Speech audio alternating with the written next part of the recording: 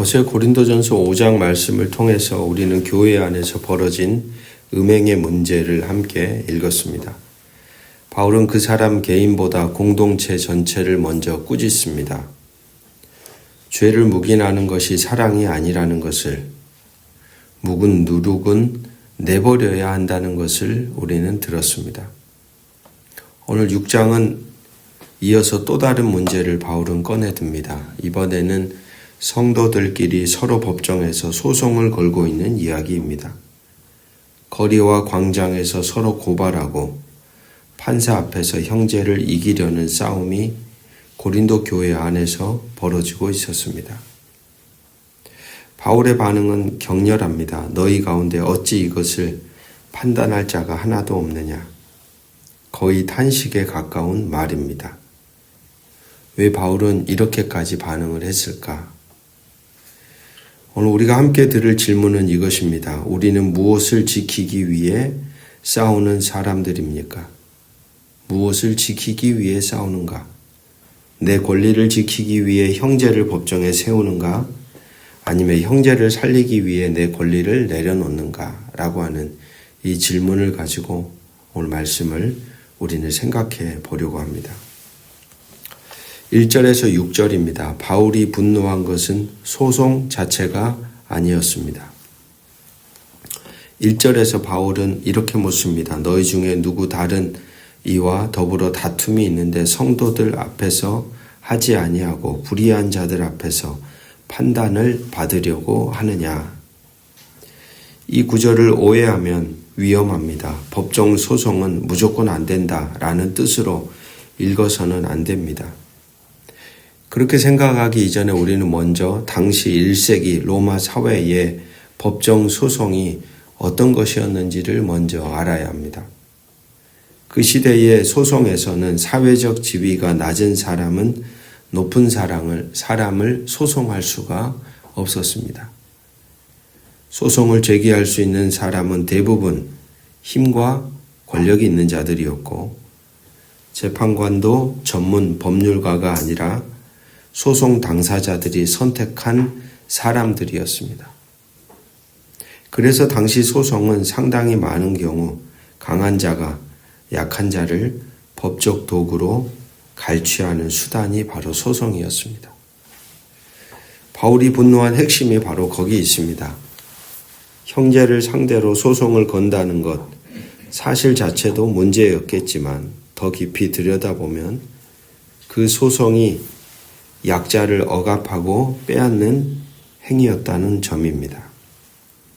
7절에서 8절을 보면 바울은 너희는 불의를 행하고 속여 빼앗는다라고 직접 말합니다. 소송 건 사람이 피해자가 아니라 가해자였을 가능성이 높습니다. 그래서 바울은 5절에서 이렇게 빈정거립니다. 너희가 이렇게도 지혜가 없느냐? 형제 간의 일을 판단할 자가 하나도 없느냐?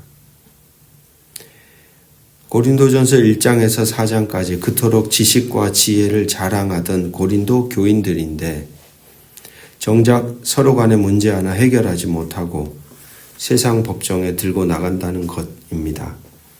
바울의 실망이 느껴집니다. 6절도 중요합니다. 바울은 성도끼리 형제가 형제를 고발하고 그것도 믿지 않는 자들 앞에서 하고 있다고 탄식합니다. 교회 공동체가 스스로 해결할 능력도 없이 세상 앞에서 망신을 당하고 있는 것입니다. 교회가 세상을 판단해야 할 존재인데 세상이 교회를 판단하는 자리에 서 있는 모양, 바로 그것을 바울은 우리에게 보여주고 있는 것이죠. 오늘도 우리는 생각해야 합니다. 누군가와 갈등이 있을 때 나는 그 갈등을 이기려고 싸우는 사람입니까? 아니면 해결하려고 노력하는 사람입니까?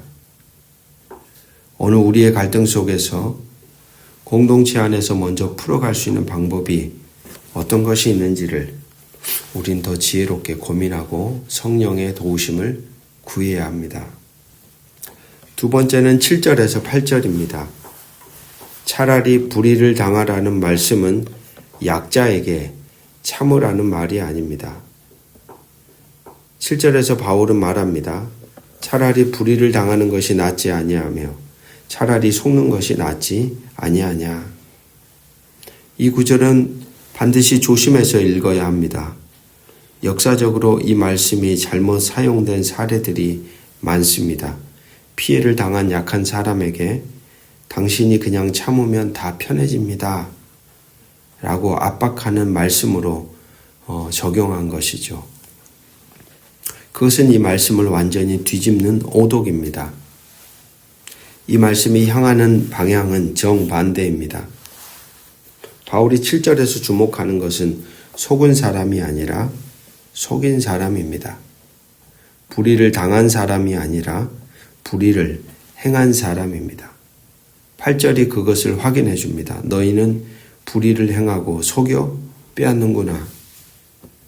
바울은 소송을 제기한 그 사람, 법적 절차를 이용해 형제를 갈취하려는 그 사람을 향해 말하고 있습니다. 참 어찌 보면 세상 밖에서 일어나는 일도 아니고 교회라는 공동체 안에서 힘을 가진 자가 힘없는 자를 이렇게 앗아가는 모습 장면 자체가 참 웃길 일입니다. 바울이 얼마나 기가 막혔겠습니까? 이 장면을 삶에 가져와 보면 우리는 어떤지 고민하게 됩니다. 우리가 억울하다고 느낄 때 내가 정말 억울한 피해자인가? 아니면 나도 모르는 사이에 상대를 억울하게 만들고 있지는 않는가? 바울은 우리가 스스로 우리의 선 자리를 먼저 점검해 볼 것을 우리에게 요청하고 있습니다. 오늘 하루 우리 주변에서 내가 누군가에게 불의를 행하는 사람은 아닌지 돌아보십시오. 합법적이지만 불이한 방식으로 이익을 취하고 있는 것은 없는지, 형식은 맞지만 실상은 상대방을 억누르고 있는 것은 없는지 우리는 점검해 보아야 하겠습니다. 세 번째 단락 9절에서 11절입니다. 그러나 우리는 씻음받고 거룩함을 얻은 사람들입니다. 9절에서 10절에 바울은 긴 죄의 목록을 제시합니다. 음행하는 자, 우상 숭배하는 자, 간음하는 자, 탐욕을 부리는 자, 속여 빼앗는 자, 이런 사람들은 하나님 나라를 유업으로 받지 못한다고까지 말합니다. 이 목록은 협박이 아닙니다. 하나님 나라가 어떤 나라인지를 알려주는 설명입니다. 하나님의 나라란 하나님의 통치가 온전히 이루어지는 곳입니다. 그 통치를 거부하며 살아가는 삶의 방식 자체가 이미 그 나라와 방향이 다른 것을 보여줍니다. 형제를 속여 빼앗는 삶, 힘이 있다고 약한 자인 이웃을 갈취하는 삶은 하나님의 나라와 방향이 다릅니다. 그런데 11절이 이 모든 것을 뒤집습니다. 바울은 이렇게 말합니다. 너희 중에 이와 같은 자들이 있더니. 과거형입니다. 그랬던 사람들이 있었다는 겁니다. 그런데 지금은 어떻습니까? 씻음을 받고 거룩함을 받고 의롭다 하심을 받았느니라. 헬라어로 이 세 단어를 보면 공통적인 것이 모두 수동 형태라는 것이죠. 능동이 아니라, 다시 말하면 내가 행한 것이 아니라 내가 누군가에 의해 받았다라는 걸 강조합니다. 씻음을 받고 거룩함을 받고 의롭다 하심을 받았다. 이것이 복음의 심장부입니다. 우리는 소송에서 이길 만큼 의로운 사람들이 아닙니다. 우리도 그 긴 목록 어딘가에 이름이 있었을 수 있습니다. 그러나 주 예수 그리스도의 이름과 성령 안에서 우리는 씻음을 받고 거룩함을 받고 의롭다 하심을 받아서 새 사람이 되었습니다. 그렇다면 이 씻음 받은 사람이 형제를 법정에 세워 이기려고 할 수 있습니까? 의롭다 하심을 받은 사람이 법을 도구로 약한 형제를 갈취할 수 있습니까? 바울의 이 질문은 도덕적 훈계가 아니라 바로 성도의 정체성에 대한 본질적인 질문입니다. 당신은 어떤 사람입니까? 은혜로 씻음받은 사람입니다.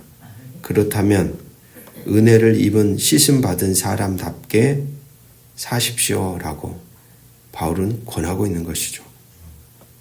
세상 방식은 이것입니다. 이기는 사람이 살아남는다. 약한 자가 손해를 본다. 합법이면 무조건 정당하다. 그러나 오늘 말씀의 방식은 이것입니다. 차라리 손해를 보더라도 형제를 지킨다. 의롭다 하심을 받은 자는 불의를 도구로 쓰지 않는다. 이긴다는 승리의 의미는 다르다라는 겁니다. 나는 씻음받은 사람이다. 오늘 하루 이 고백을 마음에 새기십시오. 누군가의 갈등이 있을 때 누군가에게 손해를 볼 것 같은 순간에 씻음받은 나는 과연 어떻게 행동하는 것이 하나님 앞에서 바른 응답일까 고민하며 여러분에게 주어진 삶을 오늘도 걸어가시기를 주의 이름으로 축복합니다. 기도하겠습니다. 공의롭고 자비로우신 하나님, 말씀 앞에서 우리 자신의 모습을 봅니다. 억울하다고 느낄 때마다, 내가 옳다고 확신할 때마다 형제를 이기고 싶은 마음이 얼마나 빠르게 올라오는지 압니다. 그 마음을 사랑이라고 정이라고 부르면서 정작 형제를 상처 입혀온 일들이 있었습니다. 우둔한 우리를 용서해 주십시오. 바울이 고린도 교인들에게 보낸 이 말씀을 오늘 우리의 심장 가슴에도 새기길 원합니다. 소송에서 이기는 것보다 더 중요한 것이 있다는 것을, 법적으로 오라도 하나님 앞에 부끄러운 길이 있다는 것을, 그리고 무엇보다 우리는 이미 씻음받은 자들이라는 것을, 우리가 속해 있는 말씀 공동체가 서로를 고발하고 비난하고 비판하는 공동체가 아니라 서로의 연약함을 나누어지고 함께하는 공동체가 되기를 소망합니다. 내 권리를 위해 형제를 법정에 세우는 것이 아니라 형제를 살리기 위해 내 권리를 내려놓을 수 있는 담대함을 주옵소서. 씻어주시고 거룩하게 하시고 의롭다 하신 주님, 그 씻음에 합당한 삶을 살도록 오늘도 우리를 붙잡아 주옵소서. 이웃과 형제를 잇고 하나님과 우리를 이어주시는 주의 사랑으로 우리 모두를 붙들어 주시기를 예수 그리스도의 이름으로 간절히 기도합니다. 아멘.